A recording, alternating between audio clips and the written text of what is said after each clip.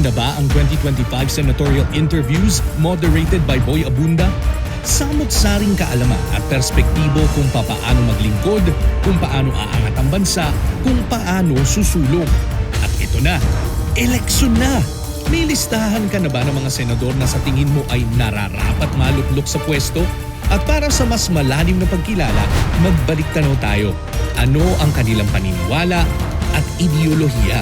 Para sa kanila, ano nga ba ang kailangan ng bayan? Simple lang ang hinihiling naman at pangarap ng ating mga kababayan. Magkaroon ng mababang presyo ng bilihin, magkaroon ng hanap buhay at sapat na trabaho, magkaroon ng pangtustos sa gastos sa gamot at sa pang-araw-araw. Ang pangarap na yan ay mangyayari lamang pag ang mga leader natin mismo ay may malasakit sa bayan at hindi magnanakaw. Nakakalimutan na po ang healthcare system.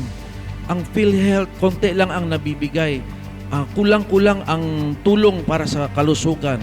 Gusto natin magaya ang ibang bansa na kahit na-admit sila, kahit magpa-check up sila, libre. Dahil po kung healthy po ang isang bansa, magpo-focus na lang tayo sa ating mga trabaho at uunlad ang ating bansa. Kailangan talaga nating paunlarin ang ating kabuhayan through national industrialization at pag-unlad ng ating agrikultura. At syempre, magkaroon po sana ng serbisyong panlipunan, kagaya ng edukasyon, health, pabahay, na talagang sasagot doon sa pangangailangan ng ating mga mamayan. Kung tutuusin, ang pangarap ng bawat Pilipino ay payak at simple lang. Gusto lang natin ang magkaroon ng tahanan, sapat ng pagkain, makapagtapos ang anak, at may tatakbuhan sa oras ng kagipitan. Na-serve natin ang simpleng pangarap na ito. Napakaganda ano po. Pero ang problema, Sa tingin ko po, hindi mawawala ang corruption kung hindi natin babaguhin ang ating politika, pamumulitika, at ang uri ng mga politiko na ating pipiliin. The past one generation, 40 years ang nakaraan, hindi ko po nakita yung pag-unlad ng bansang Pilipinas na tulad ng pag-unlad ng mga ibang bansa dito sa Asia. Ang problema po natin kasi, we have a politics of oligarchy. We have a politics of plutocracy. Ang mga political dynasty na kapag-create ng mga leaders na walang alam sa solusyon sa ating kahirapan at walang plataforma. Kumakanta lamang sila ng Wonderful Tonight at saka sumasayaw ng budots. These are leaders that are mediocre and incompetent. Talagang wala silang silbi sa ating lipunan. kaya naman, ang bottom line nito, ano nga bang uri ng serbisyo ang kailangan natin? Ang kailangan ho natin sa Senado, yung isang matapang na senador at isang bayani, isang sundalo na walang kinakatakutan. Isang gobyerno na ang layunin nito ay likhain ng lipunang Pilipinas. Isang lipunan na lilikha ng pagkapantay-pantay. Para sa pagbabago, para sa katuparan ng ating mga pangarap sa buhay, baguhin din natin ang pagpili ng mga kandidato. Ituro natin sa ating mga kababayan, sa ating mga kapitbahay, na ang ihalal ay ang mga lider ng sektor, lider ng manggagawa, lider ng mga magsasaka, hindi mga dinastiya. Ang karaniwang tao dapat ang nagpapatakbo ng pamahalaan. Alam po ng karaniwang tao, apektado siya sa pagtaas ng presyo ng bigas at ng kuryente at ng krimen. Having said all of these, at the end of the day, agree tayo sa sinabi ni former US President Thomas Jefferson, the government you elect is the government you deserve.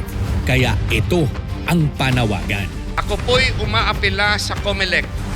Give us a clean and honest election. Yung boto ng Pilipino ay dapat sagrado. Kailangan po may kapayapaan sa ating bansang Pilipinas. Ngayon po ay isang napakahalagang panahon para tayo ay pumili ng mga kandidato na merong malinis na track record, handang magsakripisyo at handang magsilbi para sa ating bayan. 70 million po tayong boboto sa Lunes na iyon. Sa pagising niyo po sa araw ng Lunes na iyon, sana naman po isaalang-alang nyo na may kandidato rin naman, na may kakayahan na maging senador, hindi man sikat, pero ang resume karapat-dapat maging senador ng Republika ng Pilipinas. Ito po yung panahon para aksyonan natin ang mga problema ng ating bayan sa pamamagitan ng ating pagboto. Ang bukas po natin mga kababayan ay nasa kamay po ng boto sa Mayo 12. Sabi nga ni Raul Roco, huwag po nating ipanakaw ang ating bukas sa mga tiwali, trapo, dinastiya at walang pakialam. Tama na po ang pagboto natin sa mga political dynasty, sa mga kinatawan ng mga malalaking negosyo, mga asendero, mga dayuhang interes. Kailangan naman taong bayan sa Senado. Importante po na mabago ang makeup ng Senado ngayon, magkaroon ng mga tunay na maglilingkod sa ating bayan. Sinong leader ang kayang ipaglaban ang pangkaraniwang mamamayan? Sino ang may matatag na prinsipyo at tunay na plataporma? Kanino mo ipagkakatiwala ang kinabukasan ng iyong pamilya? Nakakaumay ano? Madalas ay nakakapanghina ang kawalang pag-asa sa mga pangakong hindi naman natutupad. Pero hindi tayo susuko. Tayo mismo ang panggagalingan ng tibay. Balota natin ang maglulugmok o mag-aangat ng bayan. Kaya ang tanong, ano ang susunod? Ikaw ang makakasagot niya.